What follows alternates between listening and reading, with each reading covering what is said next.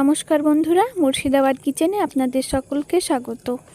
বন্ধুরা, প্রতিদিনের মতো আবারও আমি আরও একটি রেসিপি নিয়ে আপনাদের সামনে হাজির হয়েছি, যার নাম চিকেন রোল। আপনারা তো অনেক রকমভাবে রোল খেয়েছেন, তো আসুন আমি আজকে চিকেন রোল আপনাদের বানিয়ে দেখাই।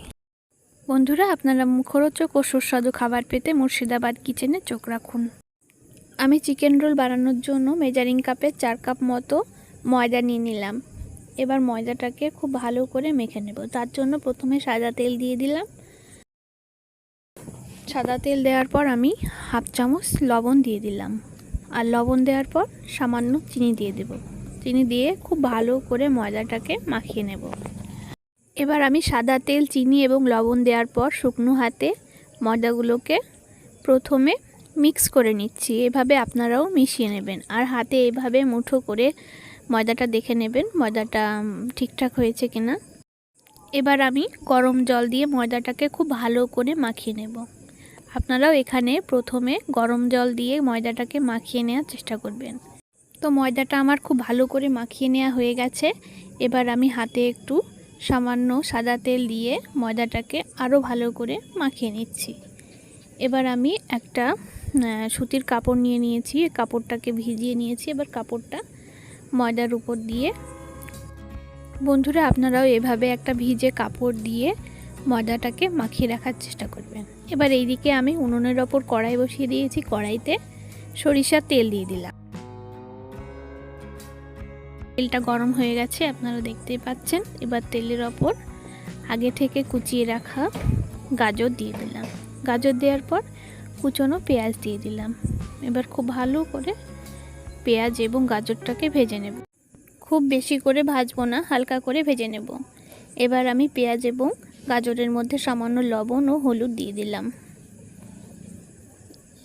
তো আমার লবণ হলুদ দিয়ে গাজর এবং পেঁয়াজটাকে খুব ভালো করে ভেজে নেওয়া হয়ে গেছে। এবার আমি একটা পাত্রে তুলে নিলাম।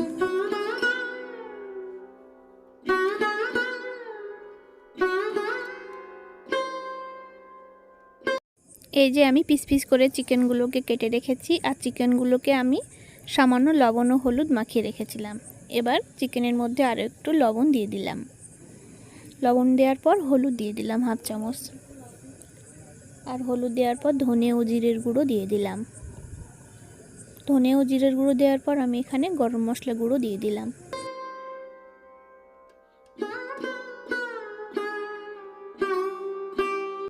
এবার গরম মশলা গুঁড়ো দেওয়ার পর সামান্য আদা ও রসুন বেটে রেখেছিলাম, সেটাকেও দিয়ে দিলাম।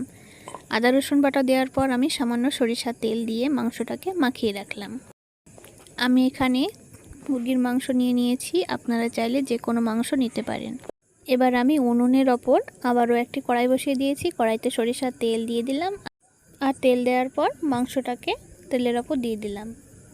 এবার আমি সামান্য টমেটো পেস্ট দিয়ে দিলাম, আর টমেটো পেস্ট দেওয়ার পর আবারও একটু লবণ দিয়ে দিলাম।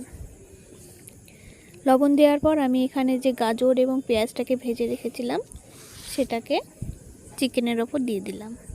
বন্ধুরা, আমি বাড়িতে থাকা সবজি দিয়ে আপনাদের আজকে আমি চিকেন রোলটা বানিয়ে দেখাচ্ছি। আপনারা চাইলে অন্য কোনো সবজিও নিতে পারেন। এবার এইদিকে আমি দুটো মতো ডিম একটা বাটিতে ভেঙে নিচ্ছি। তার জন্য প্রথমে লবণ দিয়ে দিলাম, একটু হলুদ দিয়ে দিচ্ছি, আর একটু লঙ্কার গুঁড়ো দিয়ে দেবো। তারপর ডিমটাকে খুব ভালো করে ফেটিয়ে নেব।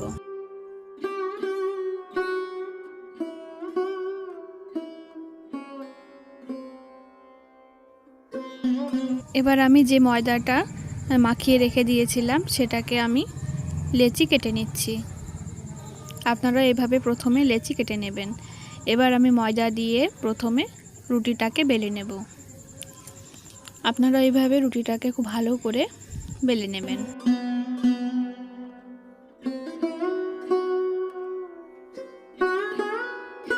বন্ধুরা, আপনারা দেখতেই পাচ্ছেন আমি রুটিটাকে খুব ভালো করে বেলে নিয়েছি। আপনারাও এভাবে রুটিটা বানিয়ে ফেলবেন, আর এইভাবে আমি পরপর সব রুটিগুলোকে বানিয়ে ফেলব।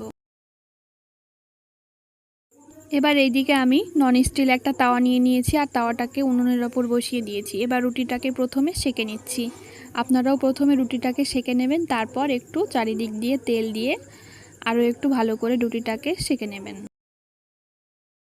এবার আমার রুটিটাকে খুব ভালো করে সেঁকে নেওয়া হয়ে গেছে। এবার আমি যে ফেটিয়ে রাখা ডিমটা রেখেছিলাম সেটাকে আমি রুটির ওপর দিয়ে দিলাম। এবার খুব ভালো করে উল্টিয়ে দিলাম, আর উল্টিয়ে দেওয়ার পর খুব ভালো করে তেল দিয়ে রুটিটাকে সেঁকে নেব। তো এইভাবে পরপর আমি রুটিগুলোকে সব সেঁকে নিয়েছি।